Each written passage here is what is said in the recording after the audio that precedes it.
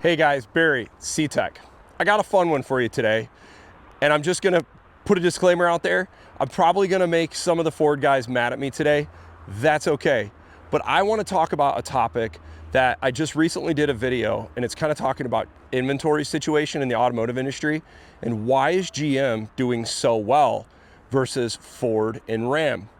And this truck right here behind me, this is exactly proof and point of why these guys are winning. So let's get into this.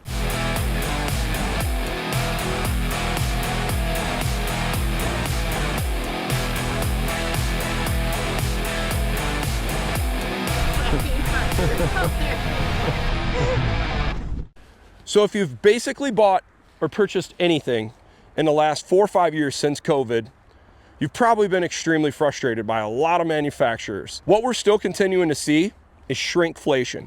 If you're not familiar with this term, it's where you pay the same amount of money for something, but you get less. We're seeing it across the board, not just cars, food, appliances. It really first started, you started to see it in fast food, where you'd go get the same meal you used to get for fast food and it's half the size burger. General Motors seems to be, in their truck standpoint, fighting this.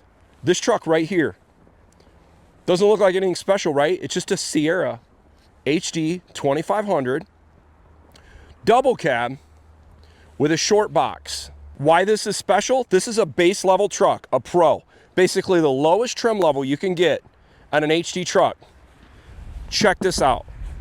Freaking projector LED headlights. They didn't skimp on this. This truck looks great. It's got a nice looking front end, a nice looking chrome bumper, a nice looking grille, and it still has some premium finishes. Look at the wheels. That's still not why General Motors winning and giving people those features on a low grade truck. It's this right here. This is a double cab. Ford makes their version called Super Cab, but for 2025, you cannot get this truck in a Super Duty.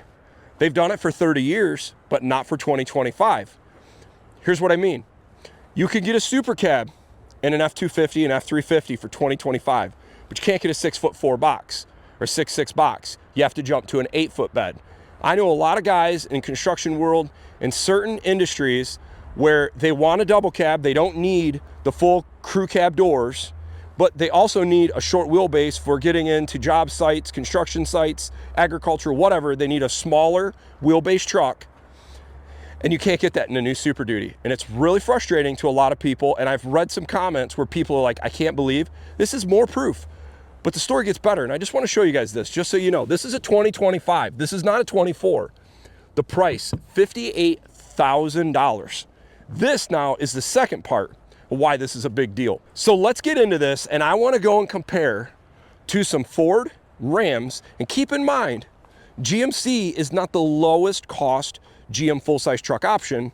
Technically, for typically between $500 and $1,000, you can get a Silverado at a lower cost of this exact same truck. We're going to compare the Silverado base work truck, WT, crew cab short bed, steel wheels, cloth interior. That's important.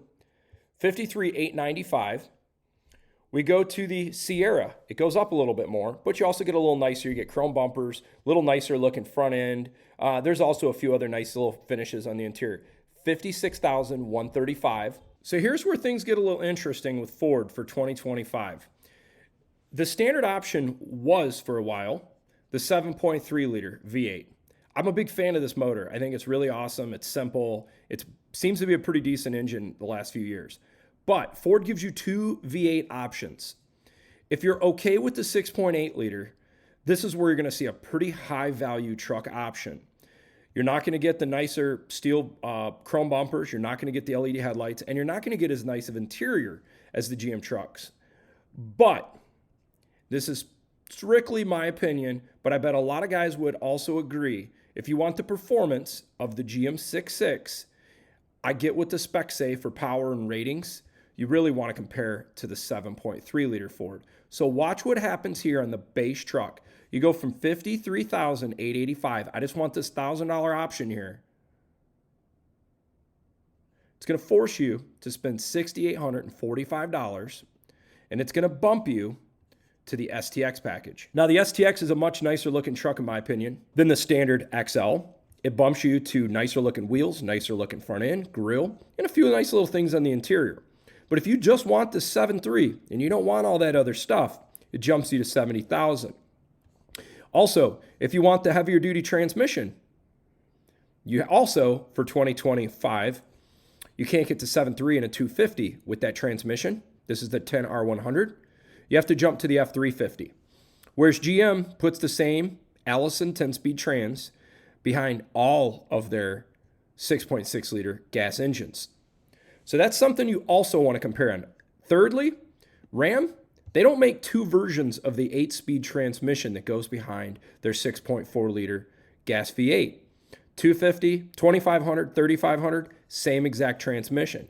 So in my opinion, for apples to apples in this comparison, I swear you need to go with the 7.3, but you still don't get the beefy transmission like you used to get in 2024 versus $53,895. So now that we've seen the case study comparing the Ram 2500, the Super Duty F-250 versus the Silverado and GMC Sierras, and the exact same trims and offerings, you could see how much value at MSRP savings you're getting. And this corresponds to why we're seeing lower inventory levels on GM trucks. But I also think, to be fair, I think it's a little bit more even than that. They're more in touch with their customer and their market. I hate to say it, and I'm gonna make some Ford people mad, but some of the decisions I've been seeing the last few years, and if you guys watch my channel, you know I'm a Ford fanboy, it's been a very frustrating time to be a Ford person right now. They keep cutting options. They keep taking things away from customers that they like and options. GM is still delivering and they're still giving things this. And it's not just their HD. I want to show you another truck here. This is the other home run. I am a huge fan of the new Colorado and Canyon. Once they got the refresh for 2023. I think it's a sharp looking midsize and it's got a phenomenal engine. The Turbo Max 4-cylinder turbo, I think is the best engine available in these mid-sized trucks right now. The reason I think it's one of the better engines out there is it gets decent fuel economy, but it's also proven to be a pretty reliable engine because they've been rocking them in these half-ton trucks for a few years now. And I personally know of a few guys in the construction world running 1500s towing trailers every day. Not huge trailers, you know, less than 8,000 pound trailers with the 4-cylinder turbo. And these guys came from 5.3s, 6.0s, and 6.2s, and they actually prefer the Turbo Max. Here's another example. Thunderstorm Gray in a Denali for 2025 in a 1500 Sierra. Looks friggin' sweet. People have been asking for it. They said, all right, let's do it. More so, what else has GM been delivering on? Well, this 3-liter diesel has been hitting home runs now for a few years, and they're continuing to offer it. You can't get it in a Ford, you can't get it in a Ram, and you can't get it in a Toyota. GM is giving customers a phenomenal little diesel engine in a 1500 for people that are looking for that. So it's frustrating to me as traditionally a Ford guy. Even after that, I'd say I've been really liking what Ram's been doing the last few years.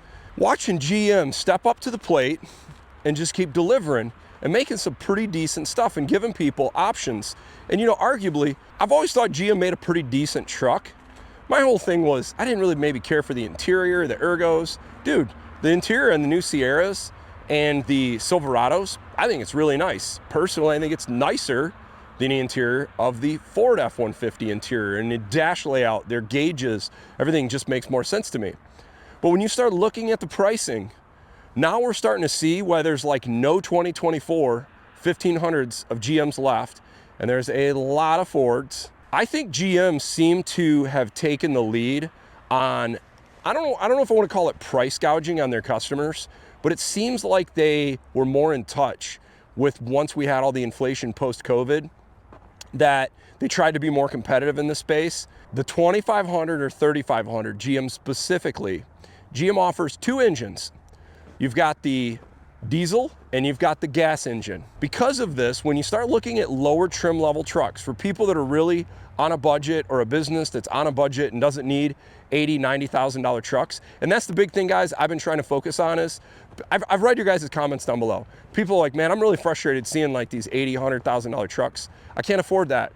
I'm more in the $40,000, $50,000, $60,000 range. Well, that's what I'm trying to focus on here. And what I appreciate about these GMCs and Silverados at that price point, specifically in a truck like this thing gets their best gas engine because it's the only gas engine, but I would put it up there performance-wise. It's darn near as good, and maybe even a little better fuel economy than the Ford 7.3 Godzilla. This is continued proof. I hope GM keeps doing what they're doing, because I'd love to see these guys just keep crushing it in this area. And to be fair, I'd like to see Ford step up and start offering these lower cost options and not keep cutting options. Value for me has been a big deal, getting the best bang for the buck for 2025.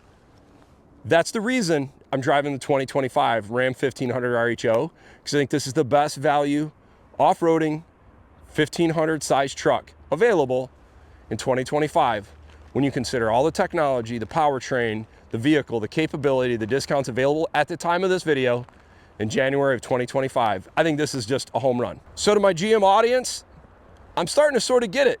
I get why people are wanting to buy these GM pickup trucks versus the Ford and Ram trucks, because they've been playing it real, offering high value options like LED headlights as standard on base level pickup trucks in 2025, and their pricing is still the best.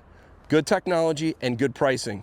Totally makes sense to me. I'd love to see the rest of them step up and do the exact same thing. It's trucks like this on the left. You better plan on jumping on these things, because this isn't available for 2025. It's decisions like this I just don't understand. I know it's probably a small percentage of sales are these super cab short bed trucks, but these are some of the most loyal customers also. Case in point, I have a family member, diehard GM guy, his entire life, would not buy a new Ford truck. He did not want an F-250 for his day-to-day, didn't need it, wanted an F-150 and a super cab, long bed, Lariat, or a GM equivalent in a half ton. GM quit making double cab, long beds in their 1500. They lost a customer. He bought a Ford. Guess what his next truck was? Another Ford. So these are the kind of decisions you not only lose that one sale, you lose the sale after that if they jump brands and say, wow, this actually isn't that bad. So for you diehard Ford Super Duty guys that only want a super cab, you better jump on these 24s while they're still available, because you can't get this truck for 2025. It's going to be interesting to see, will these things been a rare truck to have and hold their resale high? That's a whole nother topic. So I hope this is helpful, guys. Thanks for watching.